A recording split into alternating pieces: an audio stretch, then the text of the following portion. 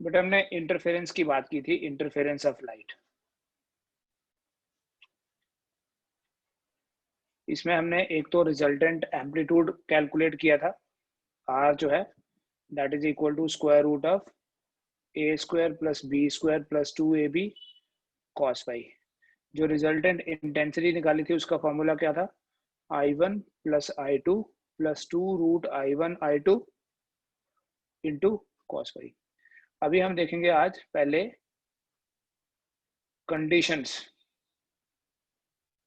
For constructive interference, और उसके बाद बेटा कंडीशंस फॉर डिस्ट्रक्टिव इंटरफेरेंस की बात भी करेंगे। आपको मैंने परसों वाली क्लास में बताया था कि cos फाई अगर 1 होगा तो r का वैल्यू मैक्सिमम होता है, और जब r मैक्सिमम होगा तो i भी मैक्सिमम होगा। सो फॉर कंस्ट्रक्टिव इंटरफेरेंस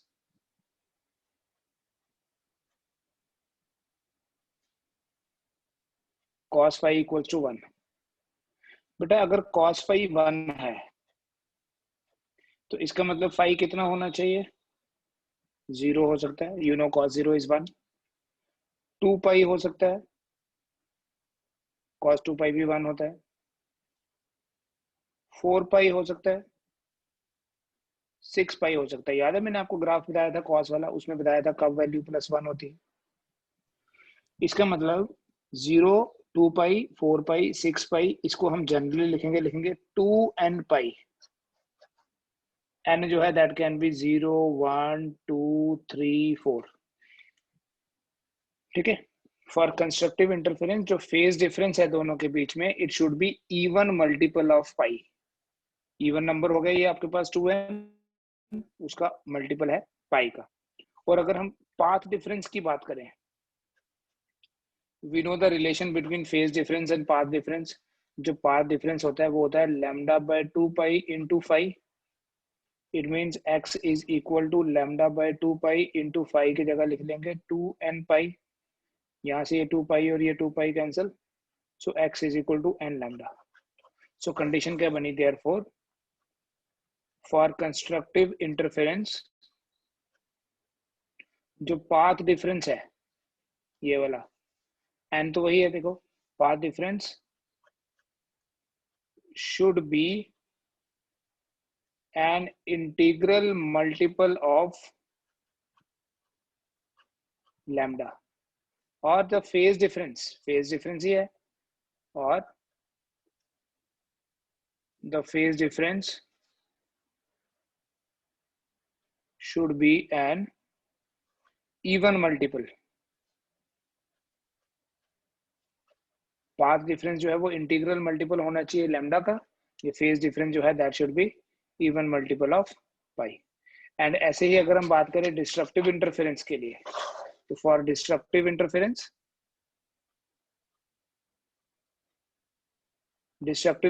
के लिए cos फाई की वैल्यू मिनिमम होनी चाहिए, एंड दैट इज -1। cos की कौन सी वैल्यू -1 होती है, आपको एक वैल्यू देखनी है बस, पाई। उसके बाद आप 2 पाई ऐड करते जाओ, क्योंकि हर 2 पाई के बाद हमने ग्राफ देखा हुआ इसका, हर 2 पाई के बाद सेम वैल्यू आ जाती है। सो अगर 5 पाई होगा, 3 पाई होगा, 5 पाई होगा, 7 पाई होगा, तो cos फाई जो है दैट इज -1। देयरफॉर अगर cos फाई -1, फाई तो इतना आ गया, तो फाई को लिख लूंगा मैं 2n-1 into pi. n can be 1, 2, 3 so on. n अगर 1 होगा तो यहाँ लिखूंगा 2 into 1, 2 into 1 is 2 - 1, 1, then 2 put करेंगे 3 पाई, देन 3 पुट करेंगे 5 pi so on. Phi is equal to 2n-1 pi. और अगर हम x की बात करें, x तो होता है lambda by 2 pi into 5, into 5 का 2n-1 इंटू पाई, पाई और पाई कट जाएगा, so it is 2n-1 into lambda by 2। ठीक है, तो बोलेंगे फॉर डिस्ट्रक्टिव इंटरफेरेंस जो फेज डिफरेंस है, the phase difference should be an odd multiple of pi, or the path difference should be कितना?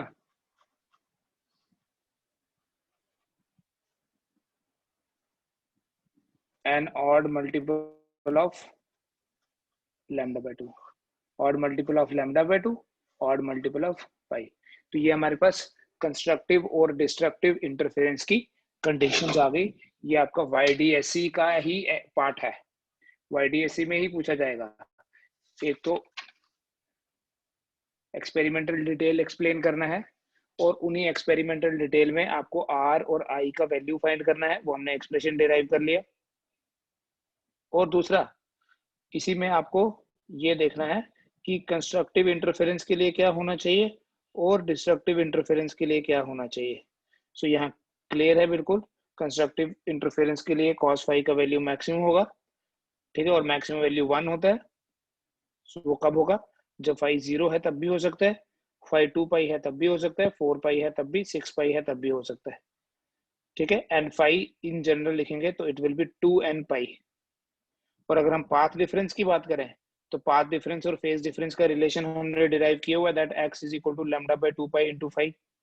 सो x आपके पास आ जाएगा n लैम्डा।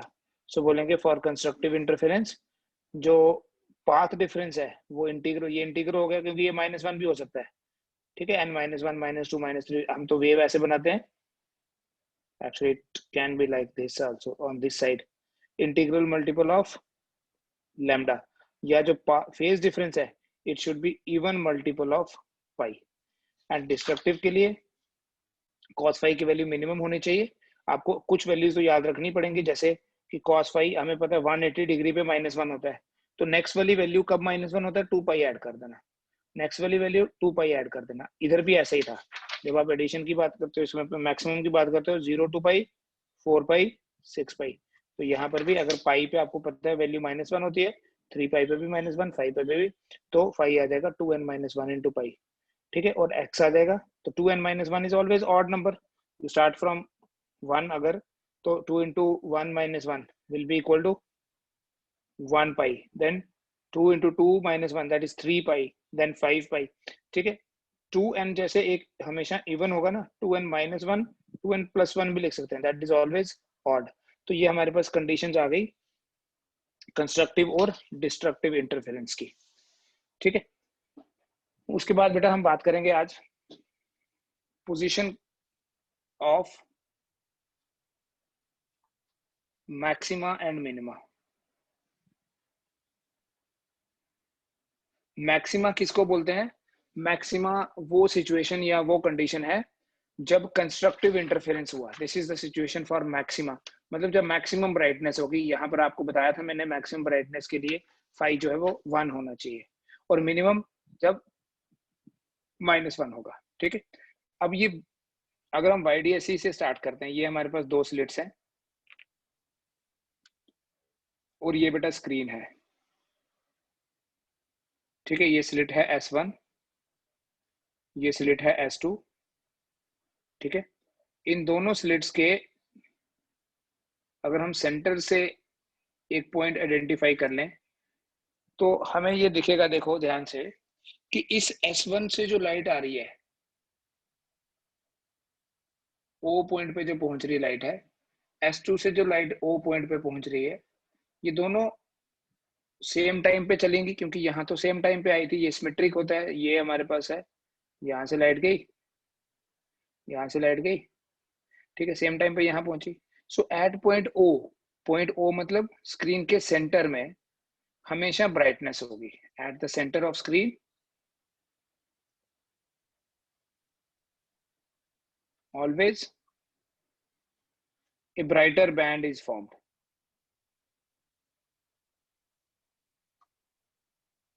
स्क्रीन के सेंटर पे हमेशा ब्राइटर बैंड बनेगा, क्योंकि स्क्रीन के सेंटर पे waves from S1 and S2 will reach at the same time. They'll start at the same time, they'll reach at the same time, so they will be in phase. So when they are in phase, इसका क्या मतलब है कि अगर एक की crest है तो दूसरे की भी crest ही fall करेगी, तो crest के ऊपर crest fall करेगी तो यहाँ पर brightness होगी।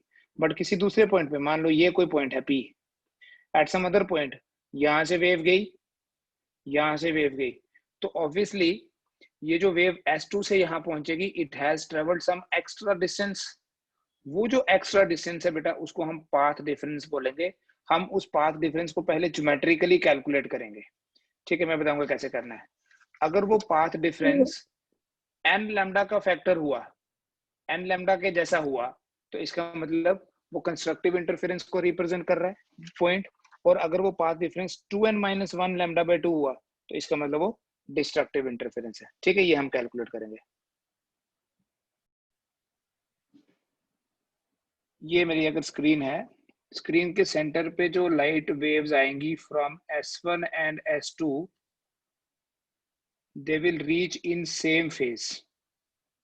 Therefore, at the center of screen, there will be always brightness. ठीक है, लेकिन किसी और पॉइंट पे, मान लो ये कोई पॉइंट है, इस पॉइंट से S1 से भी लाइट जा रही है इस पॉइंट पे, और इस पॉइंट पे S2 से भी लाइट जा रही है।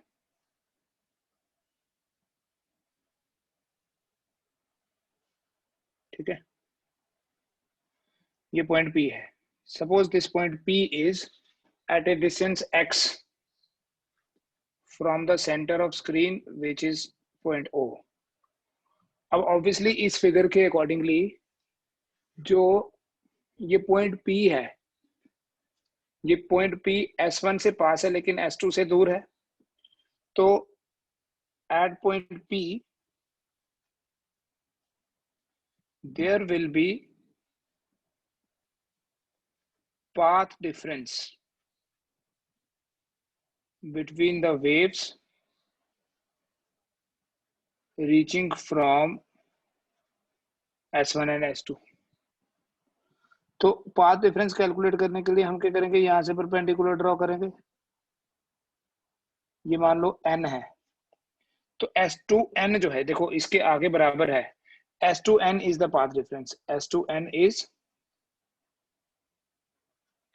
path difference। ठीक है, अब हमने क्या करना है बेटा, ये S2n ही कैलकुलेट करना है।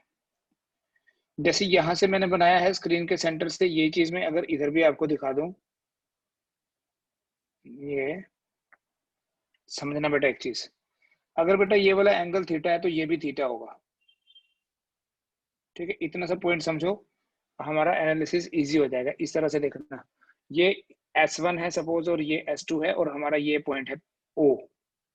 अगर हम अपनी कंसंट्रेशन शिफ्ट कर रहे हैं टुवर्ड्स पॉइंट P, देखो मैं जितना इस वर्टिकल पेन को घुमाऊंगा इतना इसको घुमाना पड़ेगा। अगर मैं यहाँ से O पॉइंट से अपनी कंसंट्रेशन शिफ्ट कर रहा हूँ टुवर्ड्स पॉइंट P, सो इसका मतलब ये हुआ कि अगर ये वाला एंगल थीटा है तो ये भी थीटा ही होगा। देखो ऐसे, ये ऐसे गो लाइक दिस। ठीक है, बराबर हुआ, ये ऐसा हो गया और ये भी ऐसा हो गया, तो ये दोनों बराबर हैं। तो इस बेसिस पे इस पॉइंट को सी बोल दूं, इस बेसिस पे हम ये बोलेंगे triangles S2n, S1 S2n, S1 S2n and CPO are similar.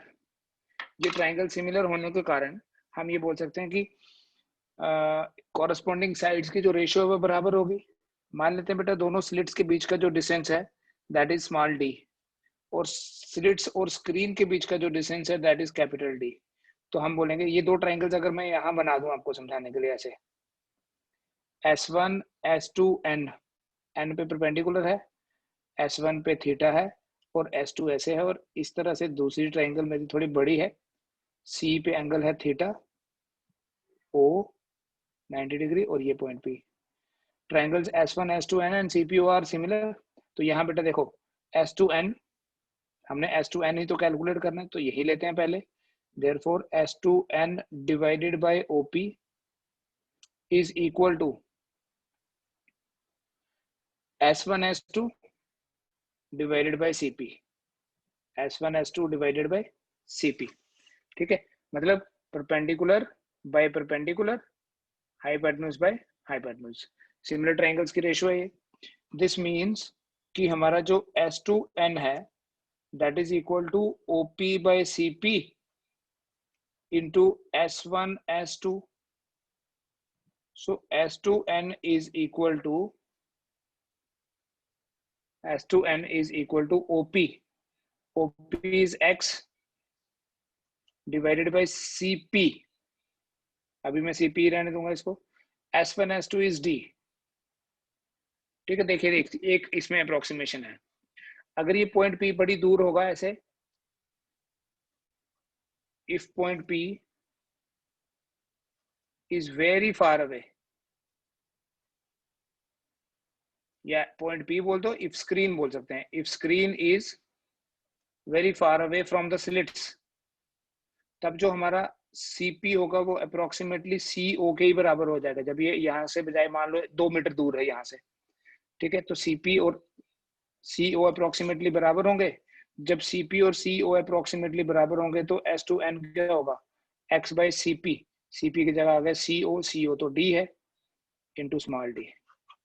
ठीक है, दैट मीन जो हमारा पाथ डिफरेंस है S2n वो कितना बना, XD by D. Path difference is equal to XD by D. ये आपने ऐसे भी न्यूमेरिकल्स के लिए याद रखना है कि पाथ डिफरेंस कितना होता है. जो यंग्स डबल स्लिट एक्सपेरिमेंट में पॉइंट P पे जो लाइट आ रही है S1 और S2 से, उनके बीच में पाथ डिफरेंस होता है XD by D. Point O पे नहीं होगा, क्योंकि अगर आप X को 0 पुट करोगे पॉइंट O पे आगे तो पाथ डिफरेंस 0. ठीक है, सो एट पॉइंट P हमारे पास क्या बना फॉर्मूला पाथ डिफरेंस का, path difference is equal to XD by D. अब हमें पता नहीं है कि पाथ डिफरेंस जो है ये n lambda 2n minus 1 lambda है. तो फॉर कंस्ट्रक्टिव इंटरफेरेंस, मतलब अगर वहां पर कोई ब्राइटर बैंड बना होगा, कहाँ, पॉइंट P पे, अगर यहाँ कोई ब्राइटर बैंड बना होगा तो इसका मतलब ये जो है XD by D, this should be equal to n lambda, क्योंकि ब्राइटर बैंड के लिए x होता है n लैम्डा. सो x कितना हो गया, x is equal to n lambda into capital D divided by small d.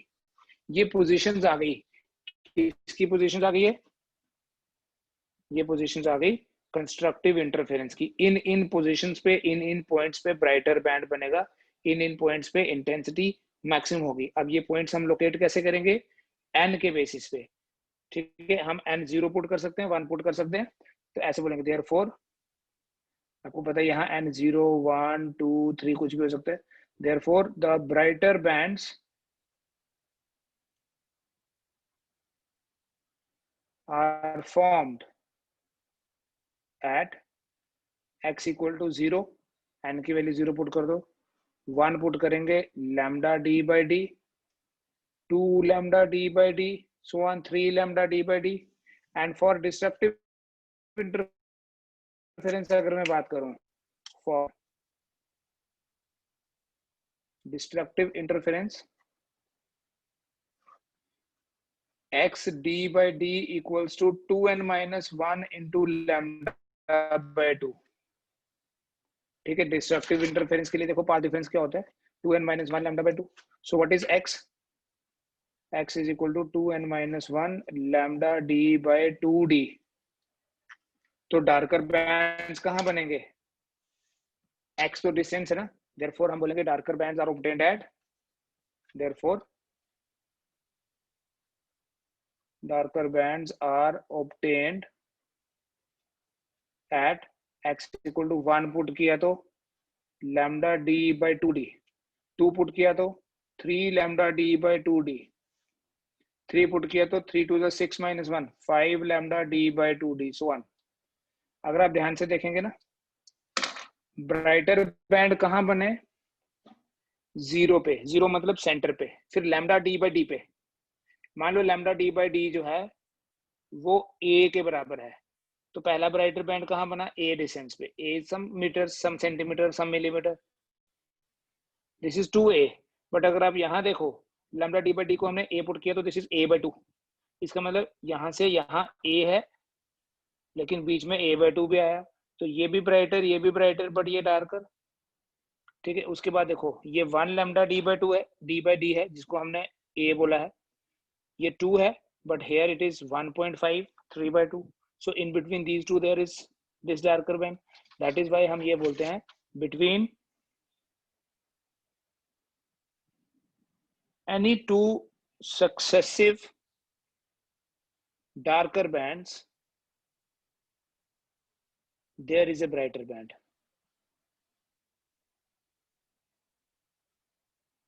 And between any two successive darker bands, there is a brighter band. तो दो successive darker bands के बीच में एक brighter है और दो successive brighter के बीच में एक darker band होगा. ठीक है, एक बार मैं ये conditions दोबारा लिखूंगा. Brighter band कहाँ बने? Brighter bands कहाँ बने? देखिए, brighter bands की position 0 पे, lambda d by d पे, 2 lambda d by d पे, 3 lambda d by d पे and 5 lambda d by d पे. गलत लिख दिया? नहीं, 4 भी आएगा ना. 4 lambda d by small d. और डार्कर बैंड्स की पोजीशन क्या है? डार्कर बैंड्स बने 0 पे नहीं, 0 पे तो ब्राइटर बना. पहला डार्कर बैंड बना lambda d by 2d, दूसरा बना 3 lambda d by 2d, तीसरा बना 5 lambda d by 2d. तो ये 0, ये 1, ये 2, ये 3, ये 4, और ये 1 by 2, 3 by 2, 5 by 2. तो इन दो के बीच में ये है. तो यहां से हम बात करेंगे बेटा फ्रिंज विड्थ की. We have a very important term called as fringe width. मैंने आपको बताया कि ये जो बैंड्स बनते हैं स्क्रीन पे, इन बैंड्स को हम फ्रिंजेस बोलते हैं. These bands are called as fringes. ठीक है, और एक पर्टिकुलर बैंड की विड्थ या एक फ्रिंज की विड्थ क्या है? जैसे अगर हम दो ब्राइटर के बीच में एक डार्कर है ना, तो विड्थ ऑफ डार्कर बैंड अगर मैं बीटा डैश लिखूं तो इन दोनों का डिफरेंस होगा lambda D by D minus 0 which is lambda D by D. या ऐसे भी लिख सकते हैं इन दोनों का difference 2 lambda d by d minus lambda d by d equals to lambda d by d. ऐसे ही अगर मैं विड्थ ऑफ ब्राइटर बैंड बोलूं, इन दोनों के बीच में ब्राइटर है, विड्थ ऑफ ब्राइटर बैंड की बात करूं, बीटा बोल दो इसको. पहले आप ये वाला लिख लेना, फिर ये, तभी बीटा और बीटा डैश आ जाएगा ऐसे.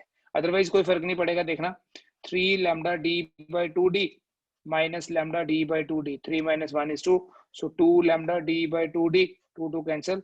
This means that beta is equal to lambda d by d. तो इसमें से ये माइनस कर दो, तब भी वही आएगा. सो कॉमनली हमारा कंक्लूजन ये निकला कि ब्राइटर और डार्कर बैंड जो हैं, the brighter and darker bands are of equal width, और वो जो फ्रिंज विड्थ है that is lambda D by D. ठीक है, तो फ्रिंज विड्थ से हमारे पास फॉर्मूला क्या है? Fringe width is equal to beta is equal to lambda D by D. This is the width of brighter and darker fringes. ठीक है, that means ये फ्रिंज विड्थ जो है that is directly proportional to lambda, that is wavelength, and is inversely proportional to small D, directly proportional to capital D. तो अगर हमारे पास white light को यूज करें as a source of light, ठीक है, as a parent source of light, अगर हम व्हाइट लाइट का सोर्स कोई रखें तो बीटा जो होगा ना, रेड का सबसे ज्यादा होगा और वॉयलेट का सबसे कम होगा, क्योंकि जिसकी वेवलेंथ सबसे ज्यादा है, वेवलेंथ ज्यादा होगी तो उसकी फ्रिंज विड्थ भी ज्यादा होगी. Fringe width directly proportional to lambda होता है. बेसिकली इस एक्सपेरिमेंट का पर्पस क्या होता है? जब हम ये एक्सपेरिमेंट करते हैं ऐसे बैंड्स बनेंगे, जिन बैंड्स को मैंने बोला आपको फ्रिंजेस बोलते हैं. ये मान लो ऐसे, ये ब्राइटर है, ये डार्कर, ये ब्राइटर, ये डार्कर, ये ब्राइटर, ये डार्कर, ऐसे. So this pattern of alternate brightness and darkness is called as interference pattern. This is beta and this is beta dash. They are equal. ठीक है, बीटा और बीटा डैश बराबर है, और वो किसके बराबर है? Lambda D by D. ये हमारे पास फॉर्मूला. सो वंस हमने ये विड्थ कैलकुलेट करी, हम क्या करते हैं? ट्रेस करते हैं इसको, ग्राफ बनाते हैं. बीटा डी बाई डी, ये तो एक्सपेरिमेंट के डिटेल्स हैं. स्मॉल डी कैपिटल डी हम कैलकुलेट कर सकते हैं, बीटा हमने एक्सपेरिमेंटली कैलकुलेट करके हम लैम्डा निकालते हैं. तो इस एक्सपेरिमेंट का, ये जो यंग्स डबल स्लिट एक्सपेरिमेंट है बेटा, इस एक्सपेरिमेंट का एक पर्पस ये भी है, we call it as the determination of wavelength of light. जो लाइट का हमने सोर्स यूज किया उसकी वेवलेंथ कितनी है, बीटा कैलकुलेट करके स्मॉल डी कैपिटल डी तो गिवन होगा, उससे हमें वेवलेंथ भी पता चल जाएगी। ठीक है, अगर हम इस एक्सपेरिमेंट को, मान लो ये हमारे पास एक्सपेरिमेंटल सेटअप था, थोड़ा छोटा बना रहा हूं मैं, ये 2 स्लिट्स हैं। ठीक है, इनको पहले हमने एयर में एक्सपेरिमेंट किया और उसके बाद हमने वाटर में एक्सपेरिमेंट किया, किसी मीडियम में किया, इन सब मीडियम। तो मीडियम चेंज करने से क्या चेंज होगा, अगर मैं मीडियम में लैम्डा एम लिखूं fringe width, so that will be equal, sorry beta m लिखूंगा, that will be equal to lambda m into D by d. अगर पूरा एक्सपेरिमेंटल सेटअप उठा के हम किसी मीडियम में ले जाएं तो वेवलेंथ चेंज हो जाएगी। In place of lambda we have lambda M. So what is lambda M, it is lambda by mu, क्योंकि म्यू होता है बेटा लैम्डा बाय लैम्डा एम। ये रिफ्रैक्शन या सिंपल आप रिफ्रैक्टिव इंडेक्स को ऐसे ही डिफाइन करते हो, रिफ्रैक्टिव इंडेक्स होता है ना c by v, speed of light in air, speed of light in medium. तो सी होता है न्यू लैम्डा और वी होता है nu into lambda M. So nu lambda by nu into lambda M, nu nu तो cancel है। Refraction में जब भी मीडियम चेंज होता है तो फ्रीक्वेंसी रिमेन्स अनचेंज्ड, तो म्यू जो है ना that is equal to lambda by lambda M. तो बेटा लैम्डा एम कितना हो गया, लैम्डा एम हो गया lambda by mu. So beta M is equal to lambda by mu into D by D. तो ये डी बाई डी तो बीटा है, beta by mu. So beta M is equal to beta by mu. तो इस तरह से हम medium change करके फ्रिंज विड्थ कैलकुलेट करते हैं, जितनी भी एयर में फ्रिंज विड्थ थी divided by refractive index of that particular medium. ठीक है, तो फ्रिंज विड्थ कब हमारे पास ऐसी सिचुएशन होगी कि जो ब्राइटर बैंड होंगे वो मैक्सिमम ब्राइट और जो डार्कर होंगे वो डार्कर मैक्सिमम डार्क होंगे। मान लो बेटा ए और बी बराबर हैं, अगर ए और बी बराबर हैं तो आर कितना बनेगा, root of A square plus 2a cos phi. So R is equal to root of A square plus A square हो गया 2a square cos phi. It means that r is equal to root of ये 2a square ले लिया common 1 plus cos phi. बेटा जो 1 plus cos phi है, 1 plus cos phi होता है 2 cos square phi by 2। Trigonometry का फॉर्मूला है 1 plus cos 2 theta is 2 cos square theta. तो 1 प्लस cos थीटा कितना होगा 2 cos square theta by 2। It means that r is equal to root of 2a square into 1 plus cos phi की जगह क्या लिखूं 2 cos square phi by 2। It means that r is equal to 2 into 2 हो गया 2 का square 2a cos 5 by 2 का square and then root cancel. तो r आपके पास आता है 2a cos, ये न्यूमेरिकल में हेल्प करेगा। अगर a और b बराबर हैं, ये आपको वेक्टर्स में भी आपने पढ़ा होगा, अगर a और b बराबर हैं तो याद रखें जो रिजल्टेंट है वो होता है, जो रिजल्टेंट का एम्पलीट्यूड है वो आएगा 2a cos 5 बाय 2। और ऐसे ही अगर I1 और I2 बराबर हैं, इफ I1 और I2 आर इक्वल, मान लो I1 ही लिखूं मैं दोनों की जगह, तो मैक्सिमम इंटेंसिटी I कितना आ जाएगा, देखो यहां पर मैक्सिमम कितना आएगा, अगर मैं फाई को 0 पुट करूं तो R मैक्स हो जाएगा बेटा 2a, फाई को 180 पुट करूं तो R min हो जाएगा 0। इसी तरह से अगर I1 और I2 बराबर हों तो I कितना आएगा, I1 plus 2 root I1 cos phi. So I is equal to I1 हो गया 2I1 प्लस ये भी 2I1 इंटू cos फाई। सो बेटा I आपके पास आ गया 2I1 common 1 plus cos phi. So I will be equal to 2I1 1 plus cos theta क्या होता है 2 cos स्क्वायर 5 बाय 2, राइट। तो I will be equal to 4I1 cos square 5 by 2। ठीक है, ये आपके पास दो एक्सप्रेशंस आ गए अगर A और B दोनों बराबर हैं तो। आज इतना करो।